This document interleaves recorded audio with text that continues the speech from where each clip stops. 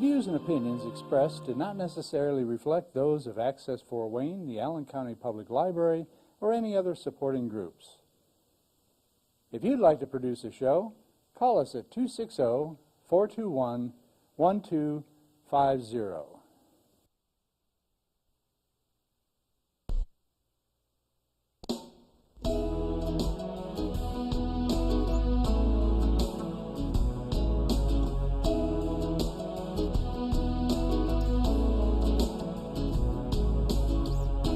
Let me be your lighthouse so I can show you the way. Let me be your shining light, keep you from drifting away. I'm the one that makes you try. Hi, this is Patty Hunter of Patty's Page. Welcome to my show. Today I have two special guests with me. To my left is Monica Kelsey. Hello, Monica. Thank you for having me, Patty. And Cathie Humbarger. Always my pleasure, Patty. Thank you. Well, Monica is pro-life speaker. A pro-life speaker. And you were conceived in rape. Yes. Oh. And you have a website named I can't read it. Living Exceptions. Living Exceptions. Oh, I'm sorry. I should put my glasses on. Living Exceptions, yes. Welcome to my show. Well, thank you for having me, Patty. And you, Cathie, are the Executive Director of Allen County Right to Life here in Fort Wayne, Indiana. Yes, I am. And where's your Allen County Right to Life office? 2126 Inwood Drive on the east side of Fort Wayne. How long have you been there? Oh, about 3 or 4 years now, I think. Oh, wow. Pretty good. That's how long we've been in the office. The organization has existed much longer than that. Have you been there since the first? Since the organization started? No, the organization started shortly after the 1973 Supreme Court decision legalizing abortion across the nation. That's a long time. Yes. But we're very privileged to be in our new office, and it's become home to us. And Monica. Yes. You said you were conceived in rape. Yes. How old was your mother? My birth mother was 17 years old when she was brutally attacked and raped and left along the side of the road back in August of 1972. So, and if that wasn't bad enough for her, 6 weeks later she finds out she's pregnant with me. Wow. So what happened? I mean, what happened to her? And you, of course. I mean, your mother was devastated, right? Completely devastated. Completely devastated. And I bet your grandmother was... My grandmother was very angry when she found out the next morning after the rape had actually happened. Oh. Was she angry at your mom? No, she was angry at the situation that had happened. She took my birth mother to the hospital and then to the police station to press charges. Did they get him? Charges were filed, so. But, you know, my birth mother, she was born in an era, she was living in an era where she was looked on as...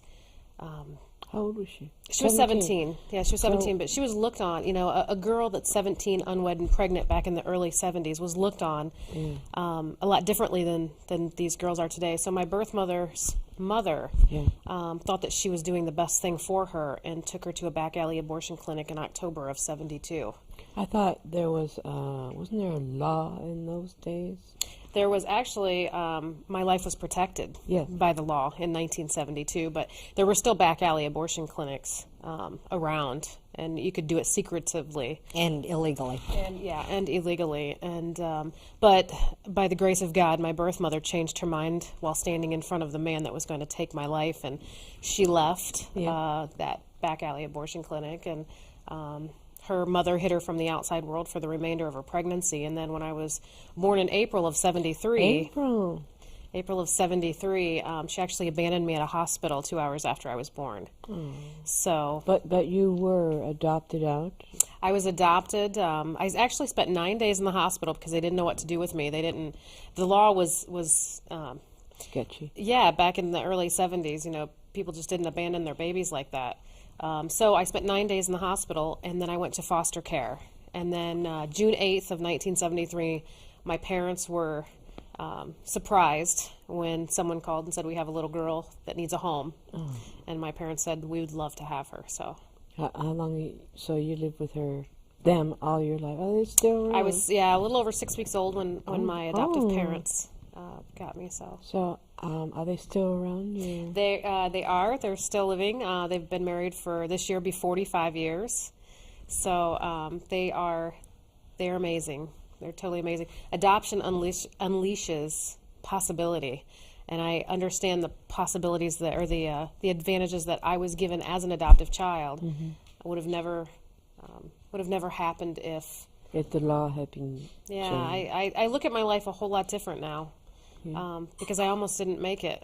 But the pro-life advocates and voters who fought to keep the law in my favor back in 1972 actually saved my life. Because if abortion would have been legal, I'm sure I wouldn't be here today.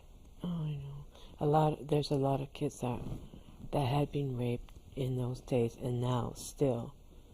How can we help them? I mean, how can we reach out to them? Well, the first thing is abortion is never the answer. It never is. Abortion is not going to unrape the woman. It never has, and it never will. Make it worse.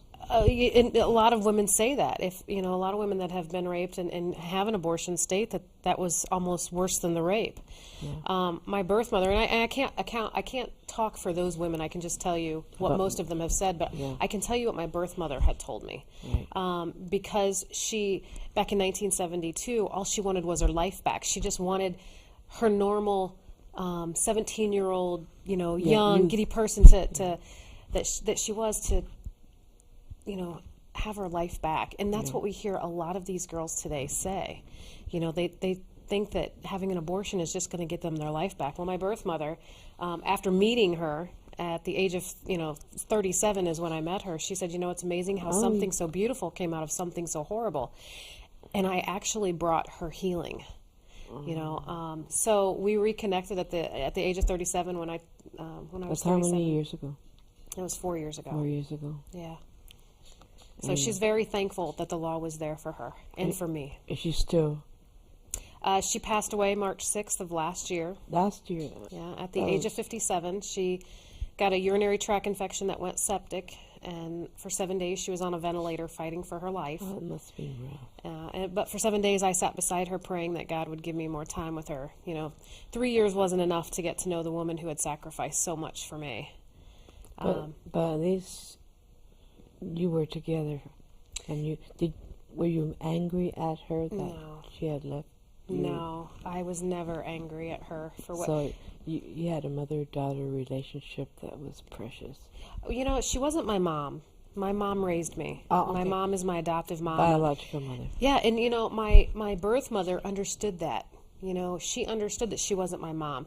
We called each other girlfriend. Oh. That was kind of our key word for each other was girlfriend. And a few days before she had passed away, I was at her. I was there the entire 7 days that she was in the hospital, and she was still on a ventilator these days. She couldn't really talk to us, and I was getting ready to leave one night, and I said, "Well, we're getting ready to head home." I said, "I'll be back up in the morning." Yeah. And I said, "I love you, girlfriend. You are my hero." And she's a hero. Absolutely, she is. And so I kissed her on her cheek, and a tear ran down her cheek. And that night she slipped into a coma, and those were the last words that I ever said to her. She passed away 3 days later, and she was with me when I took my first breath, and I was holding her hand when she took her last. Oh, I'm sorry. And how amazing is it that God allowed me to be there with her? Was she Christian? Yes. So she's home. Yeah, I'll see her again. She's doing the Irish jig with the Lord himself. So your adopted parents, what nationality are they? I'm not, I mean, They're Americans. They're yeah. They're Americans. I mean, I've got some, and it's kind of great when people say, what nationality are you? It's kind of like, I don't know. For me, I don't know, but my parents are, they've got German in them, and, they also adopted another child. So I'm not their only adopted daughter. You have a sister or brother? I have an older sister who is half Mexican. Right. And then I have a younger sister who is their biological child. Right. And their biological child is blonde hair and blue eyes. Right. And my older sister is half Mexican, and you have me in the middle, and none of us look like our parents. Sure. So, but that's Friday, the spice of life, I'm telling you. yeah. So you're married now? I am. I've been married for 15 years. 15 years? What's your husband's name? His name is Joe. Is he what does he do? He's actually a small business owner, Yeah. but he's also in the Army National Guard. Mm-hmm. And he is officially running for mayor of Woodburn in the 2015 elections. So, 2015? Mm-hmm. So, are you helping him with his campaign? I'm kind of doing a lot myself. Oh. So, but, I'm his biggest supporter. So he, and if he needs my help, of course I would help him, but I think How he's long got were this. you living there? We've been in Woodburn since 97. But you were born here? I was born in Ohio. Ohio. Mm-hmm. Yep, I was born in Ohio. Oh, and your mom was born there too? Yes. She lived in Michigan most of her Michigan. life, though, so. You've been around. Yeah, a little bit. So what kind of, do you work? I do. Aside from speaking nationally and internationally, I am a firefighter and a medic here in Fort Wayne. How long have you been here in Fort Wayne? Working in Fort Wayne for Paramedics Plus, which is TRA, Right. the ambulance service here. I've been working for them for a little over a year, but I've been a medic since '08. What'd you learn to be a medic? Where did I? Mm-hmm. Elkhart General Hospital is where I took my classes. Course? Yeah, Oh. so yeah. Was it a 2-year course? Or? No, it was a 1. It was a 1. Yeah, I took an advanced course as well. So, Oh. but it's you have to continue your education to Oh, yeah, keep your there's always certifications something. and stuff. So yeah, so I'm constantly doing something there and constantly speaking and Mm. working and I love what I do. And they say that you never work a day in your life if you love the job that you If have. you do. That's So I don't feel like it's work some days. Monica's also the newest staff member with Allen County Right to Life. Oh, She's working part-time congratulations. hours. I figured I had a little bit more extra time I could Yeah. help out. So right. Tell me about Living Exceptions. Living Exceptions I founded back in You did? January. Mhm. This year? This year, yeah. And it's an organization that is made up of individuals who people would make the exception for. A lot of people you hear will say, well, I'm pro-life except in the case of rape or incest. So living exceptions are actual, truly living exceptions. And there's a member, her name is Cathie Humbarger, and she is absolutely amazing. Her father is her grandfather, and her mother is her sister. She's an incest child. Oh, And she was also adopted. All of us that are right now, and we're hoping to expand our network a little bit, but all of us who are a part of Living Exceptions are also adopted. So adoption is a huge focus for us because we can't talk about abortion and not talk about adoption. We have to give these mothers a choice. And what Living Exceptions wants to do, and what our mission is to educate not only the girls, right. But the boys? well, of course, the boys too, but also the pro-lifers. Because 60% of pro-lifers say I'm pro-life except in the case of rape or incest. I've had that. I've had people tell me that. I said, well, you're pro-life, period, or you're not. Well, and it goes back to why are you pro-life? And most people will say, well, it's because it's a child. Or it's What's your explanation of what pro-life is? it's a child. Yes. It's got a right to life. Right. And we don't have that right to take it away. Yeah, God, That's God not made ours. you. He takes you away. Yes, we're made in His image, Yes. and I believe that all of us have a purpose. We just have to find that purpose, and I found it at the age of 37. Up until 37, I was living my life as I thought was for purpose, and then realized that God had a different plan all along for me, and I just had to discover it. What's your husband's name again? His name is Joe. Joe. Do you have any kids? We do. We have three. So Tell me. Allie's our oldest, and then we have a son, JJ, and Alexis is our youngest. She's 14. Oh my goodness. So ours are grown. Our son graduates high school this year. We're excited. He Mazel tov. yeah, he is trying to get into the Marine Corps.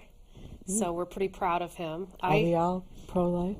Oh, of course. Yeah, they go to a lot of my events. If you ever come to one of our events, they're usually selling my T-shirts and they're wearing all my buttons. So they, because that's a huge. We don't charge a whole lot to hear us speak, so we have to cover our expenses in another way. So we sell T-shirts and bumper stickers. And Do you around Fort Wayne or all nation?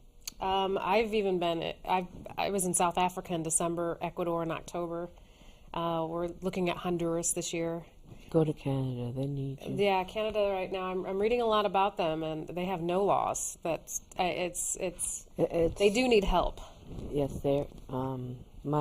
Unfortunately, my aunt, back in the 60s and 70s, she was an abortionist.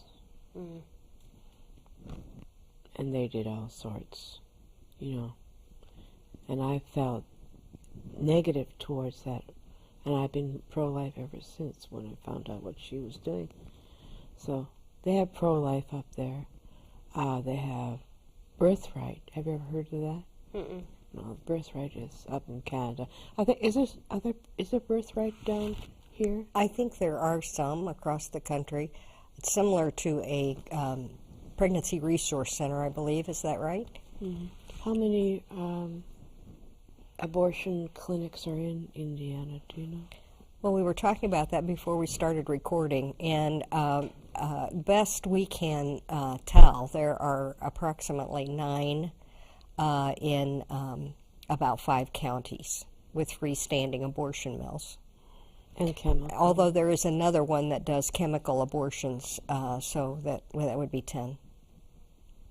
That shouldn't even be there. Mm-hmm. Well, we're working on that. Canada needs help. I'm sure they would love to have you up there, the pro-life. 40 Days for Life, do you have anything to do with them? Well, right now Fort Wayne's not doing 40 Days for Life because we don't have an abortion doctor in Fort Wayne. Thanks that to is Allen currently operating. Yeah, thanks to Allen County Right to Life, and they're working diligently to close him down. It's finally happened, so. What if he tries again? Then we'll be right really there standing, I think. So, Indeed. What are your goals with for the future? My goal is to educate Right. the pro-lifers. I can go into a conference of pro-choice people and try and talk, but they don't value your life. They're not going to value mine when I speak. So talking to pro-lifers and getting them to not say I'm pro-life except is where my focus is for the next couple of years, because 60% of pro-lifers hold that exception, and I think that's way too high. I mean, if you truly go back to the original question of why are you pro-life, Right. and if someone says it's a child, it's a baby, Right. then you can't justify killing it. a child just Right. because the circumstances of conception have changed. And this idea with when conception, when life begins, when does life begin? At conception. But there's a lot of people who say it doesn't happen until, they're not alive until after they're born. They're fighting that as well. There are also some on the pro-abortion side that concede the biological fact that life begins at conception. However, they take the position that even though that's a life, the mother's rights still trump the rights of the baby. But babies are individuals and they have rights. All human beings have rights. Exactly. They didn't say that in the Constitution, right? The Declaration of The Independence. Declaration of, yeah. And yet, Obamacare, Planned Parenthood. What do you think of Planned Parenthood? Well, I think people miscrew Planned Parenthood's objectives. Their objectives is to kill babies. That's where their money. Yeah, and that's absolutely what drives their business. And if they're not killing babies, then they're going to say, well, we're women, we're advocating for women. Well, what about the children who are like 13 and 14 who get pregnant? Planned Parenthood doesn't protect them either. I mean, these kids have been raped, and yet they... Well, and that goes right back to the situation of an incest child. Right. If an incest child is being raped repeatedly by her father, and we're allowing this child to go in and have an abortion because there's an exception for an incest, what do you think is going to happen to this child after the abortion and she goes back home? She's going to continually be raped by her father. And that's exactly Cathie Humbarger of Living Exceptions. That's exactly what happened to her mother. Her mother spent 20 years being abused by her father. Cathie is the only survivor out of 5 children. Well, The others were aborted to hide his crime. So after the abortion, he would take the daughter, and this was 2 daughters. This just wasn't Christy's mother, but he would take the girls back home, and he would continue his crime. And allowing incest, exceptions for incest, is allowing the perpetrator to continue. and we're passing laws against child abuse. We're passing laws, aren't we? Against rape. Well, most of the laws that are being passed right now have an exception in it. And that's one of the things that we need to get away from. What's the exceptions? The rape and incest, yeah. And I understand. I can't say we because I don't want to speak for everyone, but I understand when a woman is pregnant and it's because of the rape. I understand the emotions that go towards the woman, afraid. but we can't misplace our compassion. Right. If the woman was raped, having her have an abortion isn't compassion for the child. We're misplacing the compassion for the mother. And we need to divide that. We need to have compassion for the mother and the child, because this child is alive. Yes. And the woman having an abortion isn't going to fix the rape. She needs healing. She needs prayer. She needs our pregnancy centers. That's what they do. They help these women through these crises. And we can't justify killing a child ever. So, you're on tour, right? Say again? Are you going to go on tour? Actually, we launched our pro-life boot camp. It's hard look at the hard cases. Going on tour. Yes, we start our tour on May 8th in Wisconsin. Wisconsin, yeah. Yes, and we're promoting our new. It's like a breakout session for pro-lifers, and it's called Pro-Life Boot Camp. Hard look at the hard cases, and we're really excited to start it. Pam Stencil is a huge abstinence speaker. She's also part of Living Exceptions, and her and I. Here? Yes, we'll be here on June 20th and June 21st, and the 20th is open to the public, and it's for the Friends for Life camp. Tell me more Cathie about can it. probably say more. This is the 10th annual Friends for Life boot camp, and we bring in high school and college students and prepare them to defend life in a secular marketplace of ideas. Those of us who have a faith perspective and believe that the Word of God is true as it's written in the Bible know that why we stand on this issue. However, truth is truth regardless of whether you believe the truth giver. So we want to prepare these students to be able to speak with college professors, high school teachers, and their own peer group to defend life. So this is our 10th year.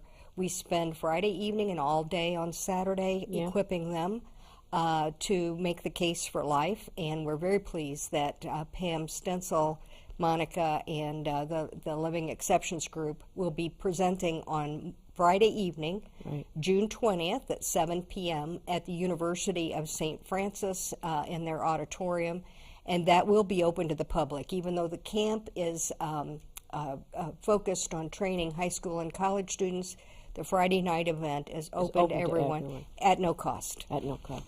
Do you have the address of this place? It's on the University of St. Francis College campus on Bass Road. Bass Road? Mm-hmm. Okay. Well, going towards the end of the show, and Monica, I am so blessed to have met you. I want to see you again, of course.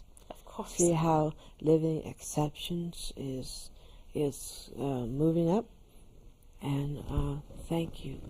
Thank you very much for having me. Oh, thank you. And thank you, Cathie. And God bless you, Patty.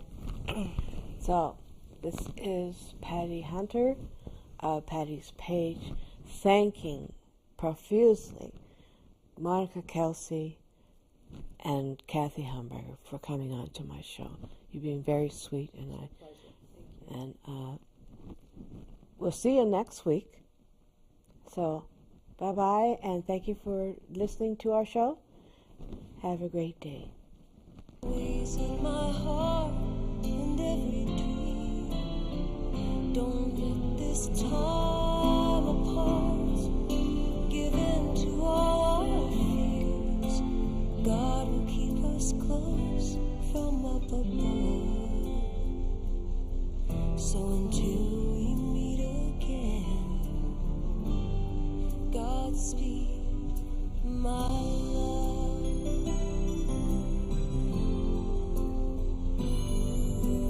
God is with us all.